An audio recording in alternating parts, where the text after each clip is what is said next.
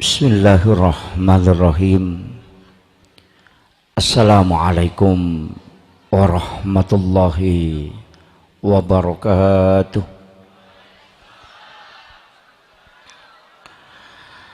Maulaya salli wa sallim daiman abada ala habibika khairil halki kullihimin huwal habibul ladzi urja syafa'atuhu likulli khawlim minal ahwalil muqtahimi. Ya Rabbi bil Mustafa balligh maqasidana waghfir lana ma madha ya wasi'al karami. Ya Rabbi bil Mustafa balligh maqasidana waghfir lana ma madha ya wasi'al karami. Ila hadratin Nabil Mustafa sallallahu ala sayyidina Muhammad wa ila jami'il anbiya'i wal mursalin wasyuhada'i wassalihin wal malaikatil muqarrabin wa kulluhum awliya'ullahu fis sama'i wa ma fil arfil bakhar, khususan Sayyidi Syekh Muhammad Said Tajul Khalwati Ibnu Syekh Muhammad Yunus wabil masyhur wa Muhammad Syekhul lillahi lahumul Fatihah. A'udzu billahi minasyaitonir rajim. Bismillahirrahmanirrahim. Allahumma nawwir qulubana wa quluba jami'i man hadara fi majlisina hadza binuril ma'arifah wa ilmil mukasyafah wal basirah wal iman wal islam. Ya fattahu ya alim iftah qulubana wa qulubahum futuhal arifin. Rabbana iftah bainana wa baina qaumina bil haqqi wa anta khairul fatihin. Amin amin ya rabbal alamin. Hadratal muhtaramin wal muhtaramat ikhwanu fillah, alhamdulillah alhamdulillahi rabbil alamin wassalatu wassalamu ala asyrafil anbiya'i wal mursalin sayyidina wa maulana wa habibina wa syafi'ina wa ala alihi wa ashabihi wa sahabatihi ajma'in. Allahumma salli ala Sayyidina Muhammadin salatan tuballighuna biha kullal maqsud. Ya Jawadu ya Ma'bud, ya Rahimu ya Wadud, birahmatika ya Arhamar Rahimin.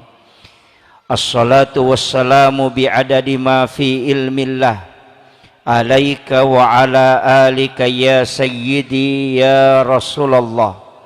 Agisna sari'an biizzatillah.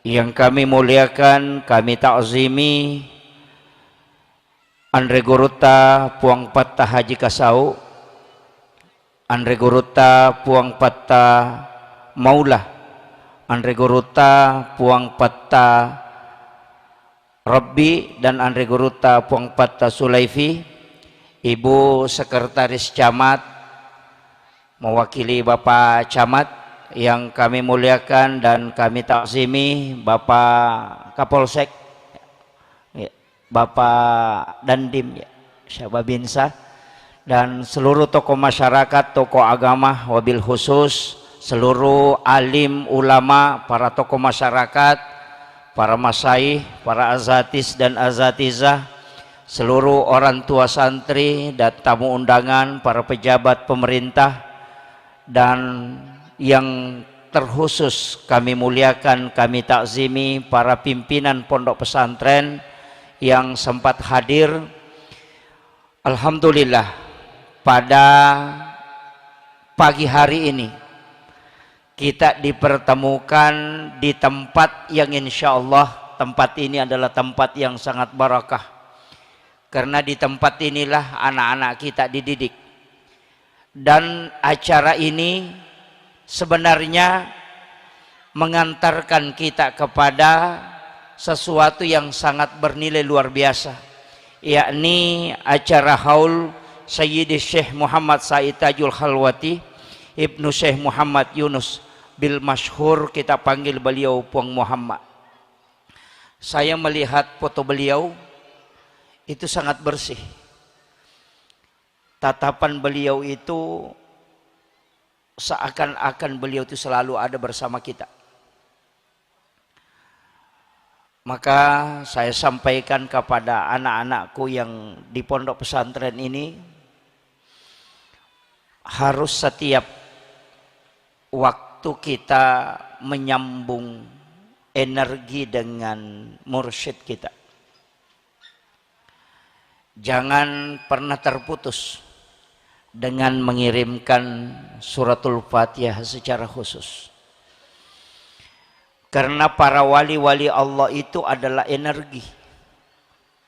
Makanya ketika kita menyambung energi ke sana, maka kita akan diberikan nur. Karena para wali-wali Allah itu memiliki cahaya. Dan ketika kita tersambung ke situ, maka insya Allah itu tidak susah hidup kita. Makanya mengirimkan, menghadiahkan suratul Fatihah kepada guru-guru kita, kepada mursyid-mursyid kita yang bersambung sanadnya sampai kepada Rasulullah, itu seperti mata rantai.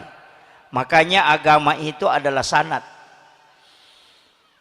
Dan beliau ini diakui kewaliannya, karena orang yang meninggal itu sudah bisa kita akui kewaliannya ketika kita melihat dan membaca sejarahnya.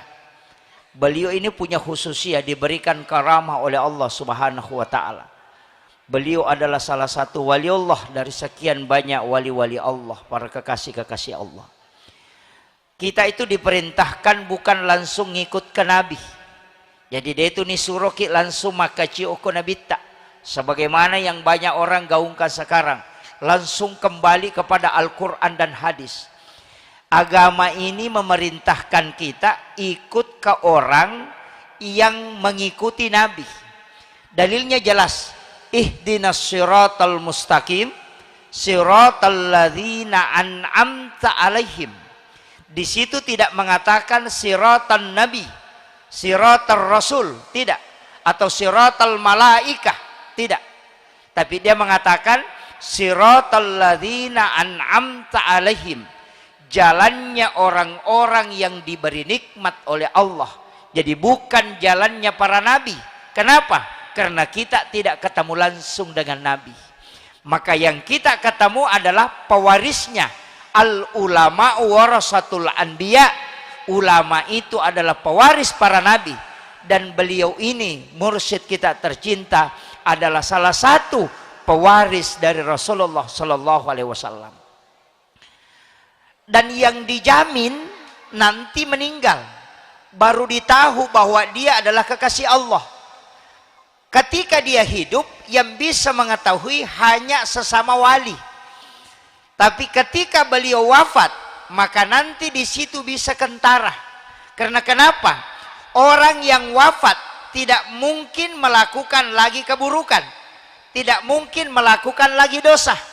Denana mungkin maki buat dosa, maka terjaga kesuciannya setelah dia wafat. Kalau kayak saya ini Bapak Ibu sekalian, belum dijamin. Mungkin ceramah saya banyak yang mengikuti, tapi saya tidak tahu apakah saya meninggal dalam keadaan baik atau tidak. Belum dijamin. Kan begitu? Iya kotuomo pitawe de paniris sama kadama dece kecapak na tutungan na. Siapa tahu nanti dia melakukan kesalahan sehingga keberkahan Allah cabut. Tapi yang dijamin itu keberkahannya tidak akan pernah tercabut ketika dia mampu menjaga dirinya sampai dia wafat. Makanya para wali-wali Allah yang kita doakan itu setelah beliau wafat baru kita tahu betul bahwa ini orang dijamin. Maka amalan-amalannya, ajaran-ajarannya itu mestinya kita ikuti karena itu dijamin. Makanya saya sering ceramah begini Pak Bu. Orang sering menyalahkan maulid. Orang sering menyalahkan Isra Mi'raj. Bahkan menyalahkan tahlilan. Menyalahkan barasanji. Sering mengatakan itu adalah pelaku bid'ah. Saya mengatakan begini. Orang yang bersama guru mursyid kita ini belajar. Dan gurunya beliau, Kiai Haji Muhammad Tahir. Itu dikenal dengan bil masyhuri Imam Lafeo. Imam Lafeo ini sudah meninggal puluhan tahun tapi bisa beli semen untuk membangun masjidnya. Itu karama beliau. Di suatu ketika masjidnya sudah mulai hampir runtuh karena sudah lama, tapi ada orang yang mengantar semen satu mobil. Itu dari Bosowa. Jadi diantar ke Lapeo, tempat itu. Kemudian tidak ada orang yang mau terima. Karena sumbangannya itu terlalu besar. Dan tidak ada yang tahu siapa yang menyumbang. Dia takutnya kalau salah alamat. Tapi setelah orang yang mengantar semen ini masuk ke rumah salah satu warga. Dan melihat fotonya Kiai Haji Muhammad Tahir. Langsung dia tunjuk. Bahwa yang membayar semen ini dan yang minta mengantar ke sini itu yang fotonya yang di sana. Diberitahulah bahwa orang itu sudah meninggal 20 tahun yang lalu. Dia mengatakan ini tulisan tangannya, ini tanda tangannya. Dia yang tanda tangani nota. Setelah dicocokkan dengan tulisan tangan beliau di kitabnya, itu persis sama. Makanya semen itu dikasih turun, tapi saya dapat informasi bahwa semen itu tidak dipakai bangun masjid. Karena habis diambil orang. Tapi ditukar. Ada yang ngambil 1 sak, dia ganti 10 sak. Ada yang ngambil 10 sak, dia ganti 100 sak. Sampai masjid itu jadi berkat semen itu tadi. Karena mengambil barakahnya. Yang ngaji bersama beliau di Guru Tepung Ngaji Saada, Guru Kiai Haji Abdurrahman Ambodale almarhum al-maghfurlah. Beliau juga adalah waliullah yang sangat masyhur. Itu pendiri Darud Dakwah wal Irsyad DDI Mangkoso. Jadi yang Kabalangan itu tadi, saya sedikit luruskan, Kabalangan itu di Pinrang. Jadi kalau yang di Mangkoso itu Darud Dakwah wal Irsyad, tapi dia buka cabang itu di DDI Kabalangan Pinrang. Ya, kalau Darud Dakwah wal Irsyad itu di Mangkoso baru. Jadi Kabalangan itu di Pinrang, Kabupaten Pinrang. Itu cabang yang beliau buka. Tapi beliau adalah salah satu ulama yang juga waliullah. Dan itu ngaji sama Guru Saada. Karamahnya beliau juga luar biasa. Makanya tidak heran kalau para wali-wali Allah termasuk mursyid kita tercinta ini punya karamah, itu hadiah. Saya pernah tanyakan Bu, desa Wakutanang, bagaimana cara dapat karamah supaya bisa diberi karamah? Saya diberitahu 2 hal. Yang pertama, kalau mendirikan pondok pesantren atau buka pengajian atau majelis, untuk dapat karamah salah satu jalurnya mesti ada salah satu muridmu yang jadi kiai. Kalau sudah ada muridnya jadi ulama, maka akan dihadiahkan karamah. Jadi kalau belum ada muridnya jadi ulama, itu belum bisa dikasih karamah itu. Karamah itu adalah hadiah. Jadi kalau nabi disebut mukjizat. Kalau wali disebut karamah. Kalau orang biasa disebut maunah. Kalau orang yang dibenci oleh Allah disebut istidraj. Pemberian yang dihinakan oleh Allah. Makanya Dajjal itu bukan karamah, tapi itu istidraj. Jadi hati-hati kalau ada orang diberi kelebihan tapi tidak ahli ibadah, tidak ahli zikir, melakukan maksiat terus tapi ada kelebihannya. Itu istidraj, pemberian yang diberikan oleh Allah tapi semakin jauh dari Allah, bukan dekat. Hati-hati, banyak juga rezeki yang begitu. Ketika dia kita gunakan untuk kebaikan maka disebut rezeki. Tapi ketika tidak digunakan untuk kebaikan maka itu adalah istidraj. Hati-hati. Jadi jangan sampai kita lalai karena itu. Saya pakai campur bahasa Bugis bahasa Indonesia ya. Bisa Bu ya? Atau saya bahasa Bugis saja? Kalau saya bahasa Bugis banyak yang tidak tahu ini. Iya. Kemudian saya sampaikan bahwa Gurutta ternyata saya lihat autobiografi beliau mursyid kita ini, Pak Muhammad, itu luar biasa. Karena dia menyambung sanad mursyid dan sanad ilmu yang luar biasa. Menggabungkan dari Kiai Haji Muhammad Tahir Iman Lapeo sekaligus belajar. Makanya ilmu memang begitu, Pak. Ada kajian Islam, ini sepenting saya sampaikan untuk santri-santri yang ada di sini. Ada kajian Islam, ada kajian iman, ada kajian ihsan. Kalau kajian Islam itu hukum-hukum agama, disebut ilmunya fikih.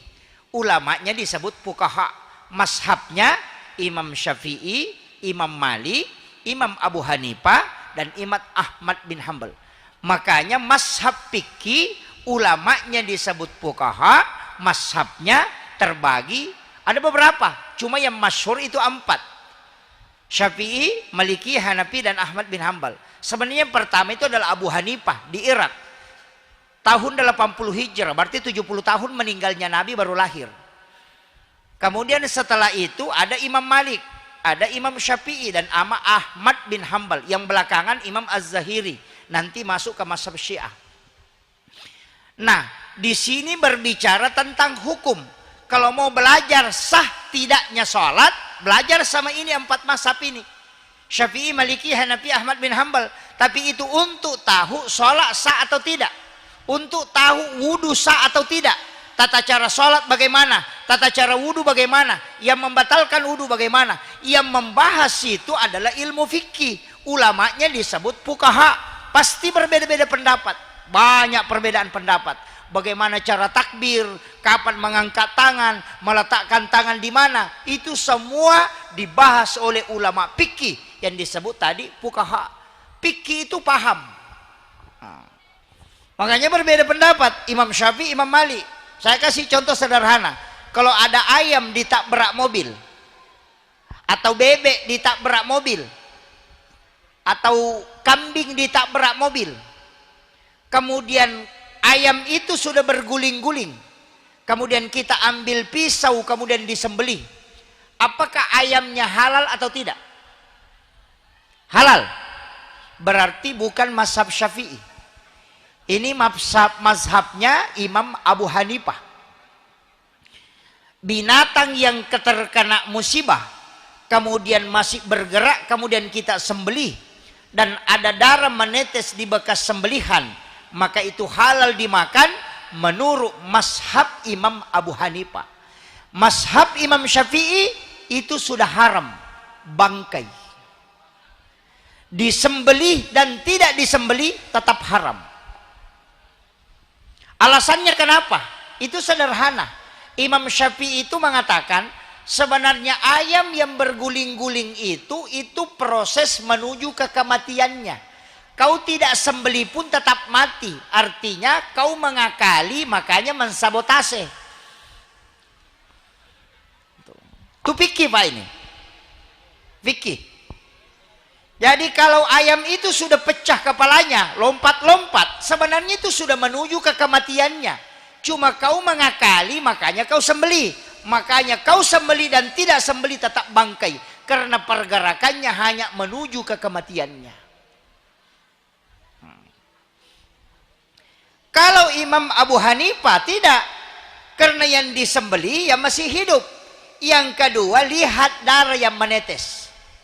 Kalau setelah saya disembelih ada darah menetes, berarti itu sah untuk dimakan. Karena selama masih hidup masih boleh disembelih. Dan yang bergerak pasti masih hidup. Nah, pilih mana kira-kira Pak Bu? Mazhab Abu Hanifah atau mazhab Syafi'i?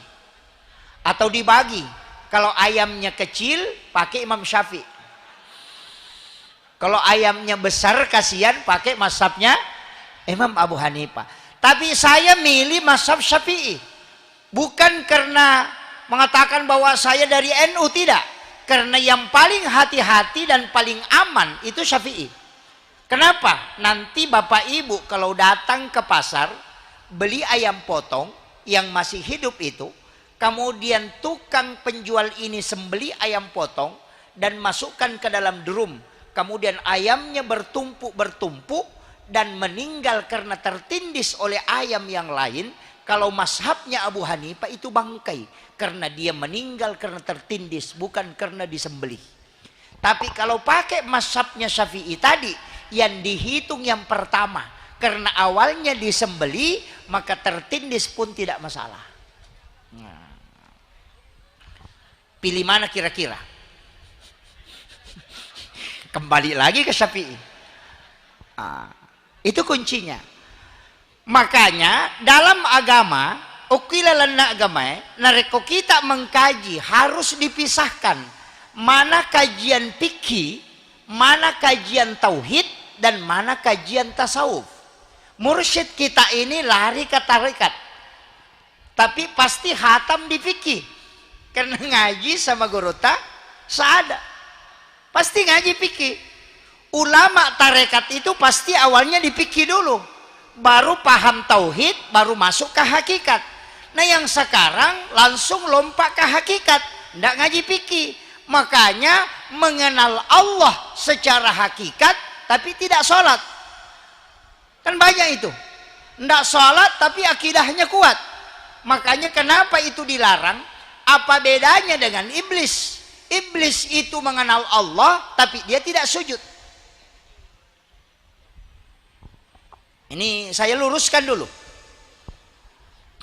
Ini ya, saya luruskan dulu ya, Bu.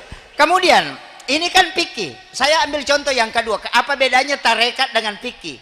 Kalau kita singgah di WC masjid, buang air kecil atau buang air besar, dalam tarekat itu tidak boleh. Makanya pengamal-pengamal tarekat itu tidak pernah singgah di WC masjid, buang air kecil, buang air besar. Itu pantangan. Karena air yang di masjid itu disedekahkan orang. Apalagi yang fatal cuci motor di masjid. Wah, itu fatal itu. Saya punya mursyid tarekat, itu ahlaki. Kalau dia dari rumahnya, itu sandal yang dia pakai dari rumahnya, ketika mau masuk ke pekarangan masjid, dia buka, dia simpan di luar. Nanti dia jalan di pekarangan masjid, itu ndak bawa sandalnya masuk. Nanti keluar baru pakai lagi sandal itu di luar, baru dia pakai ke rumahnya. Saya pernah tanya, Bang, kenapa sandal yang kita pakai dari rumah itu ndak masuk ke pekarangan masjid? Apa jawaban dia? Nah, itu tanah timbunan masjid, itu sedekahnya orang. Saya takut kalau tanahnya melekat di alas sandal saya, kemudian saya bawa pulang ke rumah, itu saya tidak berani pertanggungjawabkan di hadapan Allah. Itu saking hati-hatinya, Pak. Kalau kita atapnya masjid dibawa pulang, kadang-kadang kan gitu. Jangankan tanah timbunan yang melekat di alas sandal itu ditakuti, ya jendelanya masjid biasa dibawa pulang ke rumah. Ini jadi masalah. Tapi beliau itu memang sangat hati-hati. Makanya saya bilang mursyid-mursyid itu terjaga betul. Kemudian saya ingin sampaikan, tadi kalau singgah di WC masjid, itu kalau tarekat tidak boleh. Kalau fikih, kita buka di kitabnya Imam Syafi'i dalam kitab Al-Um, boleh singgah di WC masjid untuk buang air kecil, buang air besar, cuma hukumnya makruh. Untuk menyelamatkan diri supaya tidak melakukan yang makruh, maka sebelum tinggalkan masjid, WC masjid, berwudu dulu. Itu dalam fikih. Jadi ya kolepangi ke WC nama sigi buang air kecil, jenne ki jolok na pemakde. Karena buang air kecil di WC masjid itu makruh. Ketika berwudu itu sunnah, maka tinggalkan kemakruhannya karena ibadah sunnah yang kita lakukan. Itu menyelamatkan itu. Itu kalau dalam fikih, ini dalam fikih ya. Kajian yang kedua, kalau kita masuk ke tauhid, kan ini ulamanya tadi disebut fuqaha, mazhabnya Syafi'i, Maliki, Hanafi, Ahmad bin Hanbal. Kalau naik satu tingkat itu disebut kajian tauhid, ulamanya disebut murabbi. Beda. Kalau tadi disebut fuqaha, kalau yang masuk kajian tauhid disebut murabbi, ilmunya teologi. Mazhabnya Mu'tazilah, Jabariyah, Qadariyah, Sunni, Syiah, Ahlus Sunnah wal Jamaah. Itu mazhabnya. Tadi mazhabnya ini Syafi'i. Kalau yang mazhabnya tauhid itu Mu'tazilah. Nanti di sini kan berbeda. Nanti mengatakan Allah itu ada di atas, di aras, bersemayam di atas aras. Jadi Allah itu tempatnya di aras. Ada yang mengatakan tidak, Allah itu tidak di situ. Makanya ketika Nabi melaksanakan Isra Mi'raj, Nabi naik ke Sidratil Muntaha sampai ke alam istawa, kemudian dia melihat Allah. Dari yang lain selain Ahlus Sunnah wal Jamaah mengatakan berarti Allah ada di situ karena Nabi melihat Allah di situ. Yang kita pahami di Ahlus Sunnah tidak, bahwa Allah tidak di situ, dia masih jauh, bukan di alam istawa. Bagaimana cara memahami? Kalau saya mengatakan begini, saya naik ke lantai 2 masjid, dari lantai 2 saya naik ke loteng, dari loteng kemudian saya naik ke menara, di menara saya melihat matahari, atau di menara saya melihat bulan. Apakah bulan ada di menara? Tidak, itu masih jauh. Tapi nanti bisa melihat bulan kalau di menara. Nabi naik ke alam istawa, baru di situ dia melihat Allah. Apakah Allah di situ? Tidak, dia masih jauh dari situ. Begitu cara memahami di Ahlus Sunnah. Tapi dia mengatakan memang Allah duduk di situ. Wah, itulah yang menganggap bahwa Allah itu istiwa, itu duduk. Ini itu tauhid. Nanti berubah-ubah itu Pak. Di sini banyak orang campur-campur. Kajian tauhid, kajian tasawuf. Kajian tasawuf dikasih turun ke tauhid. Nanti fikih ditarik ke tauhid. Makanya banyak yang salah. Ketika kemarin ada ceramah mengatakan hormat kepada bendera merah putih, musyrik. Kenapa? Karena menyembah selain Allah. Itu karena contoh tasawuf, adab ditarik ke tauhid. Sungkaman dengan orang tua, musyrik. Karena sujud selain kepada Allah. Oh, itu fatal itu. Karena contoh adab ditarik ke tauhid. Fatal itu. Kalau itu mau dipakai Pak, semua musyrik. Bawa proposal ke Pak Bupati, musyrik juga. Karena mengharap rezeki selain daripada Allah. Iya. Makan obat itu juga musyrik. Karena dia bilang sembuh gara-gara penyakit, obat dimakan. Makan nasi kenyang berarti musyrik juga itu. Karena dia menganggap kenyang karena gara-gara nasi, bukan karena Allah. Musyrik semua itu. Bawa ATM juga musyrik itu. Karena bisa dapat rezeki hanya memasukkan uang ke dalam ini. Itu musyrik semua itu Pak. Kalau dipahami bahwa semua yang memberi manfaat. Makanya orang tua kita dulu itu pakai cincin, pakai keris. Itu tidak pernah terpengaruh akidahnya. Karena dia mengatakan semua ini benda Allah yang mengadakan. Dan tidak mungkin ada sesuatu yang tidak punya manfaat. Tapi manfaatnya Allah yang memberikan, ini hanya pengantar. Makanya tidak berubah akidahnya. Yang sekarang berubah. Saya pakai cincin ini insya Allah tidak mati. Wah, itu jadi fatal. Nah, makanya ulama dulu karena tauhidnya sudah mantap, akidahnya sudah mantap, apapun yang dipakai tidak pernah terpengaruh. Dia pegang keris, dia pegang cincin, pegang ini, tidak terpengaruh karena tauhidnya tidak bergeser. Yang sekarang tauhidnya tidak ada, pegang benda, percayanya ke benda. Nah, ini yang perlu saya luruskan juga ini Pak. Karena banyak orang keliru. Ada mengatakan yang punya cincin, agak jerna sengogi, engkau lau basina, musyrik. Itu tidak musyrik. Semua apa yang diciptakan oleh Allah itu ada manfaatnya. Cuma jangan katakan manfaatnya dari situ, tapi Allah yang memberikan. Sebagaimana Khalifah Umar ketika dia mengirim surat ke Sungai Nil. Coba, Khalifah Umar itu hebatnya kalau pemimpin hebat Bu. Pemimpin jujur itu dia kirim surat ke Sungai Nil. Jadi dia tulis surat, wahai Sungai Nil, saya dapat informasi bahwa engkau tidak mengalirkan lagi air. Airmu surut, padahal masyarakat membutuhkan airmu. Maka jika engkau mengalirkan air karena dirimu, maka aku mohon jangan kau mengalirkan air. Tapi jika engkau mengalirkan air karena izin Allah, maka kami akan memohon kepada Allah agar air itu mengalir. Maka surat itu dilemparkan ke Sungai Nil, langsung muncul airnya kembali. Itu hebatnya pemimpin Pak kalau jujur. Kalau pemimpin tidak jujur, air sumur ada hilang. Itu kalau pemimpin tidak jujur. Iya. Makanya saya wasiatkan dalam agama begitu, Pak Bu. Kemudian naik satu tingkat disebut kajian ihsan. Di sini mursyid kita berada. Ihsan itu masuk dalam tarekat. Mazhabnya ada Khalwatiyah Sammam, ada Khalwatiyah Yusufiyah, ada Saktari, ada Ahlaki, ada Kadiri. Di situ mazhab. Ulamanya disebut mursyid. Jadi bukan murabbi, tapi disebut mursyid. Dari kata irsyad. Itu tidak mudah. Kalau ulama fikih, hukum-hukum. Kalau ulama tauhid, akidah. Kalau ulama tarekat, mursyid, itu akhlak. Makanya orang tasawuf itu bilang begini, kalau wudumu pernah kau pakai berbohong, maka jangan pakai sholat. Karena itu sudah kotor. Itu tarekat. Jadi kalau kita sudah berwudu untuk sholat maghrib, kemudian nonton di TikTok, ada orang goyang-goyang begini, perempuan, itu sudah kotor wudunya. Jangan pakai lagi sholat.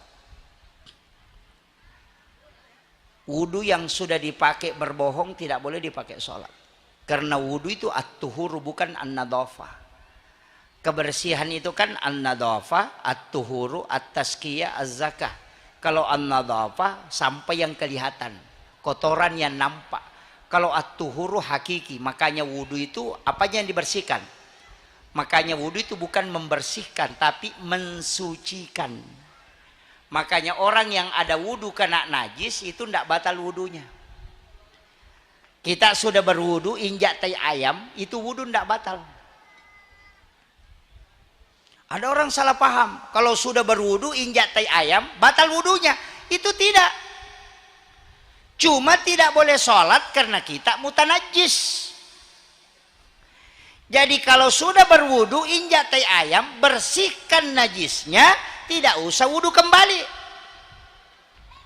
Kan gitu. Nah, banyak salah paham, kalau sudah injak tai ayam, tidak bisa lagi sholat. Ya memang tidak bisa sholat karena kita mutanajis. Tapi tidak batal wudu. Yang membatalkan wudhu itu menyentuh kemaluan tanpa pelapis. Itu pun dua versi. Karena Nabi ada yang tanya, ada Arab Badui, itu orang Arab dari gunung, turun ke Nabi, tanya, ya Rasul, kalau kami sudah berwudhu kemudian menyentuh kemaluan tanpa pelapis, kemudian kami ingin sholat, apakah kami harus berwudhu kembali? Nabi mengatakan tidak usah, karena yang kau sentuh itu sama dengan anggota tubuh yang lain. Inilah yang dipakai oleh Imam Abu Hanifah. Tapi dalam ilmu mustalah al-hadis, 29 hari kemudian ada 3 anak muda mendatangi Rasulullah dengan pertanyaan yang sama. Wahai Rasulullah, kalau kami sudah berwudu kemudian menyentuh kemaluan tanpa pelapis, kemudian kami ingin sholat, apakah kami harus berwudu? Apa kata Nabi? Berwudu kalian semua. Pertanyaannya sama, jawabannya beda. Nah, disinilah dipakai kaidah hukum. Imam Syafi'i menggunakan kaidah nasi mansuk, sekaligus dia pakai tarjih. Oh, hadis pertama tadi Nabi mengatakan tidak apa-apa. 29 hari kemudian datang anak muda bertanya, mengatakan Nabi berwudu kalian semua. Berarti yang hadis lama tidak dipakai. Itu namanya dinasih mansuk. Makanya kalau sekarang amandemen undang-undang, undang-undang lama tidak dipakai, yang dipakai undang-undang baru. Itu tidak dipakai, itu di amandemen. Kemudian yang kedua, orang tua yang bertanya sendirinya, tidak ada saksinya. Ini 3 anak muda, berarti orang tua ini tidak ada saksinya, tidak kuat hadisnya. Makanya dipakailah hadis bahwa menyentuh kemaluan tanpa pelapis batal wudu. Tapi Imam Malik melihat dari sisi yang berbeda. Apa kata Imam Malik? Tunggu dulu. Hadis pertama tidak Nabi mengatakan batal, berarti masih dipakai. Coba lihat siapa yang bertanya. Yang bertanya pertama orang tua, yang kedua anak muda. Berarti bukan menyentuhnya yang membatalkan, tapi syahwat. Karena kalau orang tua yang sentuh kemaluan, itu mungkin gatal gitu na pegangi. Atau na garuk-garuk gitu, tidak apa-apa, tidak ada syahwatnya. Tapi kalau anak muda yang pegang karena pasti ada syahwat, maka itu batal. Sehingga dia mengatakan bukan menyentuhnya menyebabkan batal, tapi syahwat ketika menyentuhnya. Nah, itu sama-sama hadisnya tapi beda pendapat. Itu fikihnya. Nah, tapi kalau dalam tasawuf, oh enggak bisa. Sama Pak kalau singgah di warung. Ulama sufi itu kalau singgah di warung, pasti dia bayar dulu baru makan. Iya. Karena makanan yang kita makan tanpa dibayar, itu bisa dihukumi haram. Hati-hati Pak. Makanya di KFC itu, kalau kita masuk di KFC, bayar dulu baru makan. Yahudi pakai metode tasawuf. Kalau kita nanti kenyang tusuk gigi baru tanya, berapa mas? Nah, bagaimana kira-kira kalau kita sementara makan kemudian kita meninggal, nah makanan itu tidak terbayarkan, maka disitulah memasukkan makanan yang tidak suci dalam diri kita. Nabi itu tidak memakan sesuatu kecuali itu sudah betul-betul menjadi miliknya. Tidak ada bedanya kita pergi ke tetangga, tak ambil mangganya, kita makan dulu, nanti sudah dimakan baru diminta. Sama kalau singgah di warung, makan dulu baru bayar, itu tidak ada bedanya. Mulai pusing bapak-bapak ini. Hanya kalau ngaji tasawuf itu tidak mudah. Makanya jangan coba-coba menyalahkan ulama-ulama, terutama mursyid kita ini. Kalau ada yang diucapkan itu jauh pandangannya dia. Makanya sama dengan Gus Dur. Semua ucapannya nanti terbukti, padahal orang mengatakan dia gurau. Tapi nanti terbukti setelah beliau wafat. Kenapa? Karena dunia dipendekkan oleh Allah. Tadi saya melihat ada beberapa karamah beliau. Bisa mengetahui bahwa orang ini tinggal sekian hari. Itu karena koneksi ruhiyah. Beliau ini tidak wafat bagi kita. Dia masih hidup. Makanya orang meninggal itu Pak, sebenarnya Nabi kan sudah sampaikan. Ini cuma kita tidak pakai aja itu. Nabi kan mengatakan an-naum ahul maut. Tidur itu saudara dengan mati. Itu aja dipakai Pak. Pelajari aja tidur.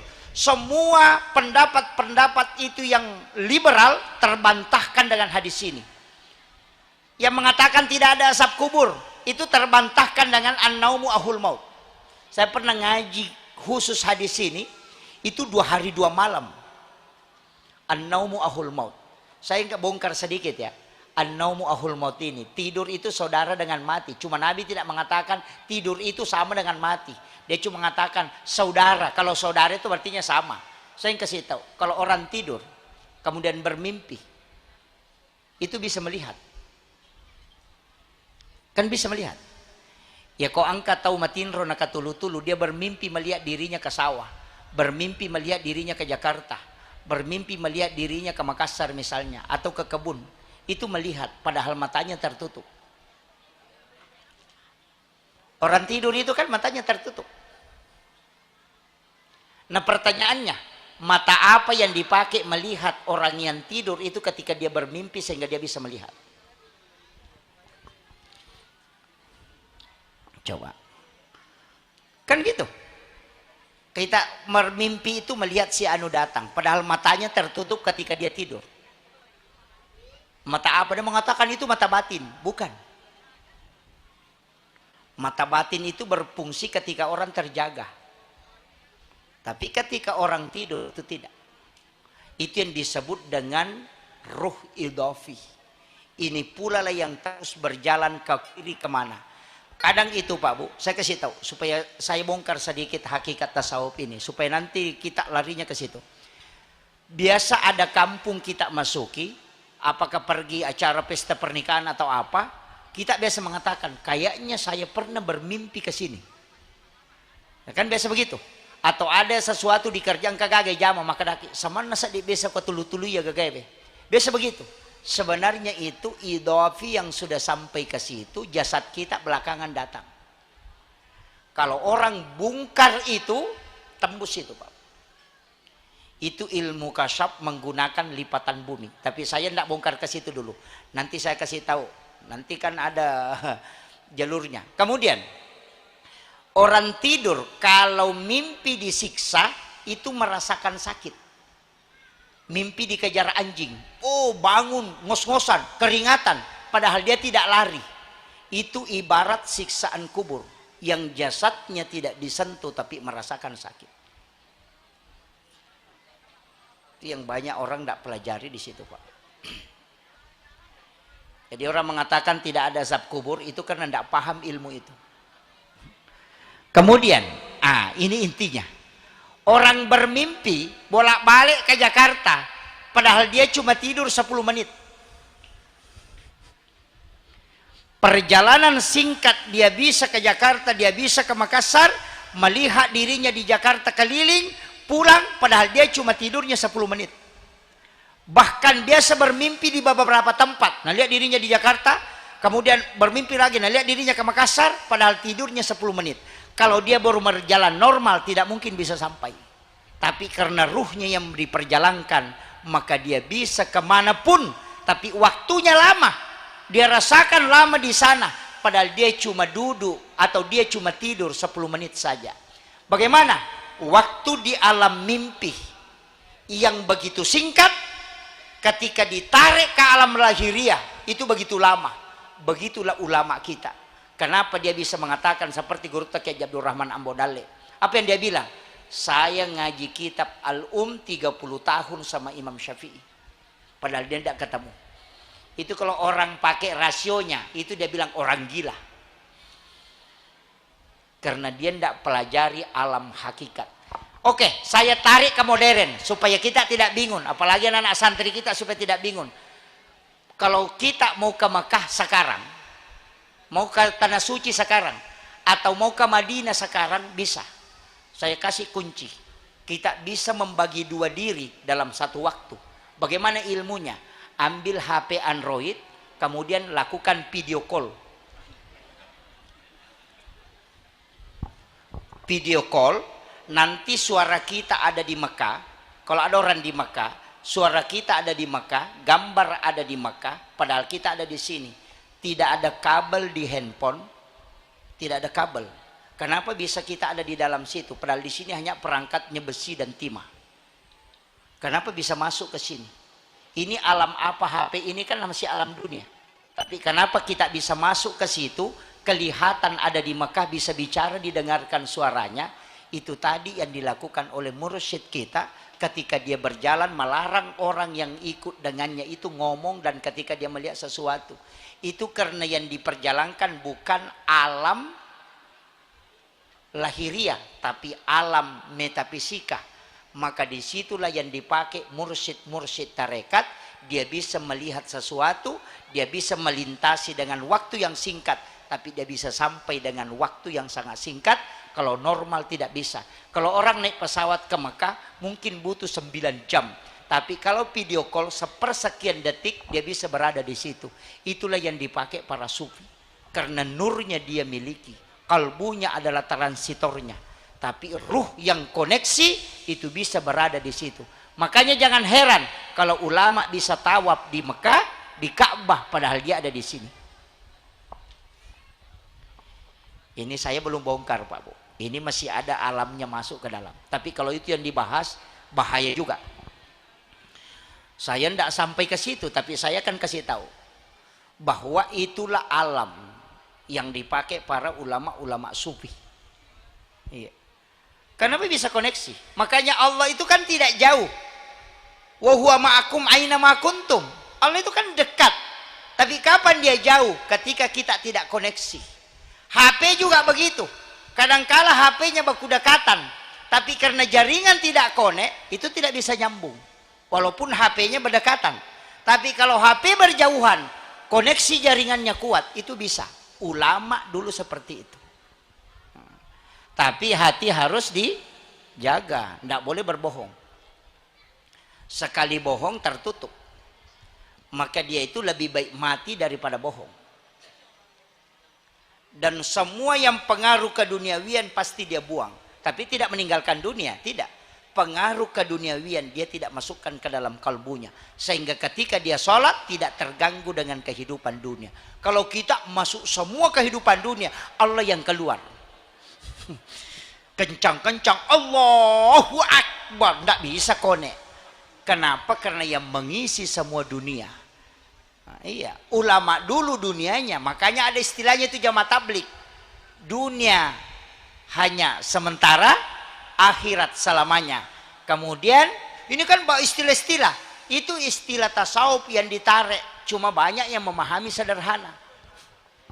Makanya ini masyarakat banyak, pondok pesantren kita luar biasa, santri-santri kita. Saya tadi kasih tahu Pak Kiai, sebaiknya seluruh santri itu mondok, jangan bolak-balik.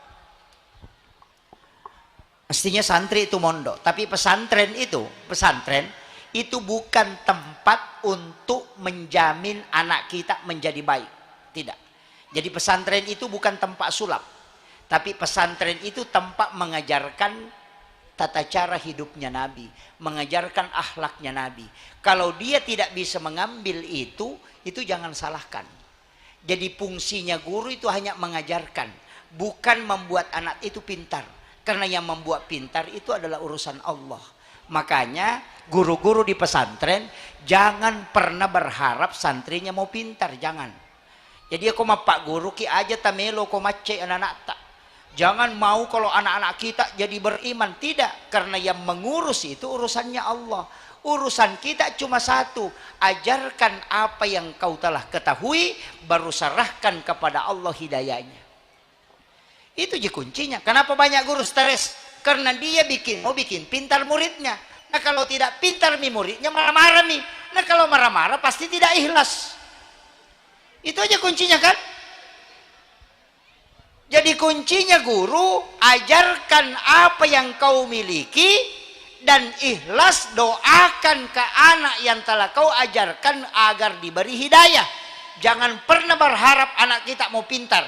Jangan pernah berharap anak kita mau cerdas. Anak kita mau beriman. Tidak. Serahkan kepada Allah semua hidayahnya. Nanti dia yang ngurus.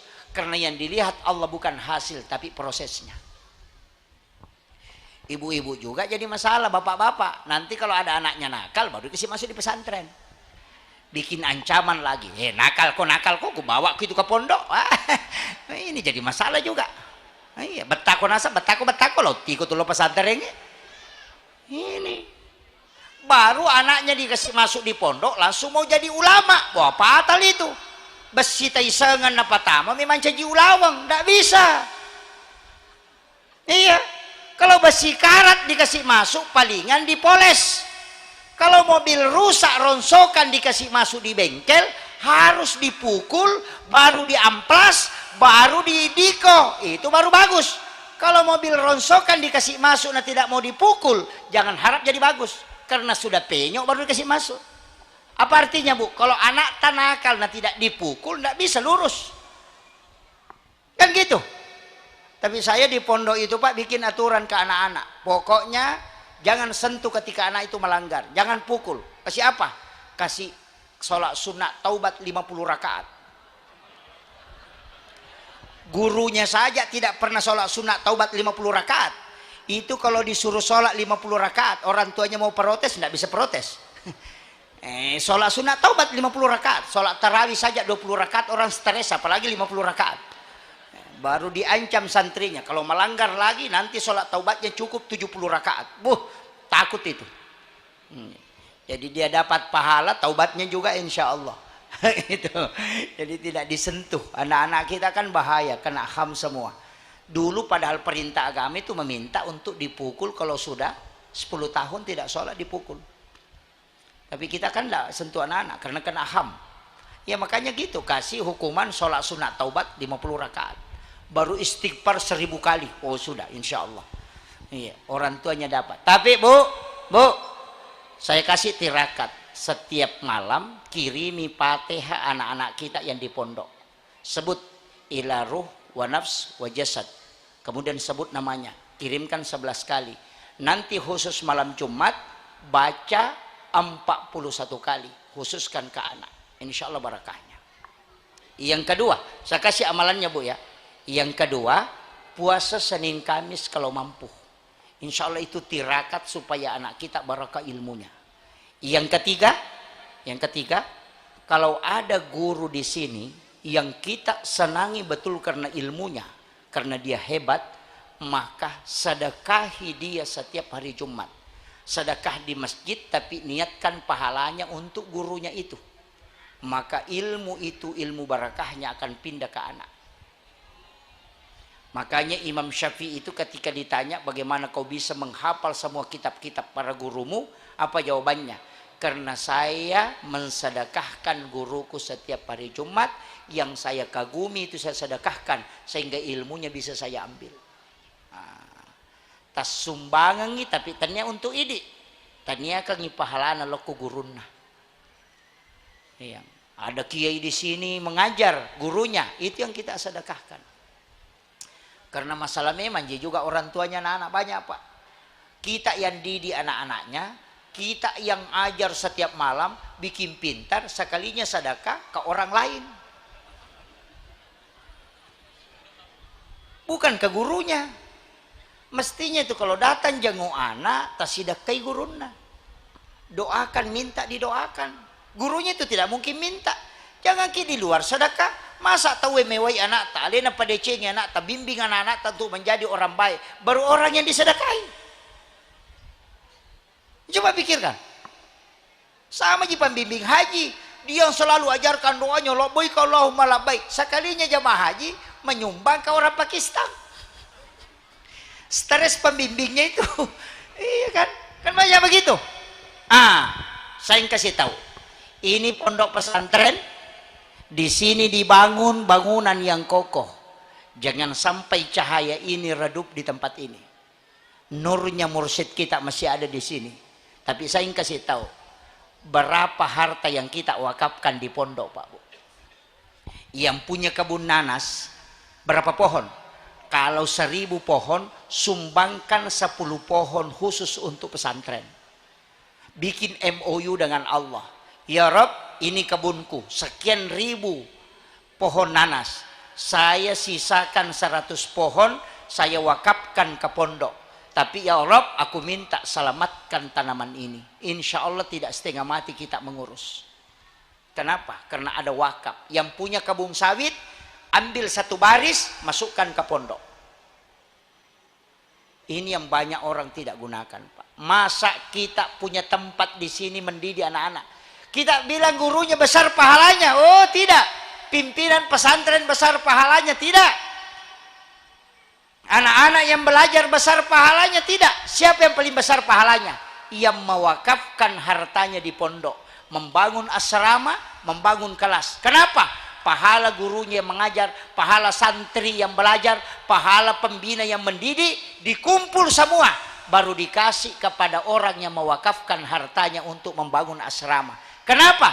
Tidak mungkin ada anak belajar, tidak mungkin ada guru mengajar, tidak mungkin ada pengurus seandainya tidak ada tempat. Maka yang mewakafkan tempat belajar itu dikumpul semua pahala yang mengajar sekaligus yang belajar, baru diserahkan ke dia.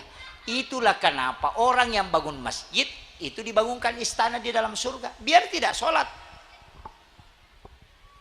Orang yang sedekah ke masjid itu kalau tidak sholat Pak, itu tetap ada rumahnya di surga. Dijanji. Tidak mungkin Allah meninggalkan janjinya. Nabi sudah bilang, man bana masjidan fid dunya lillahi ta'ala, banallahu lahu baitan fil jannah. Siapa yang bangun rumah Allah di muka bumi, maka dibangunkan istana di dalam surga. Pasti ada hotelnya di surga. Kalau sudah menyumbang ke masjid, biar tidak sholat, cuma tidak masuk.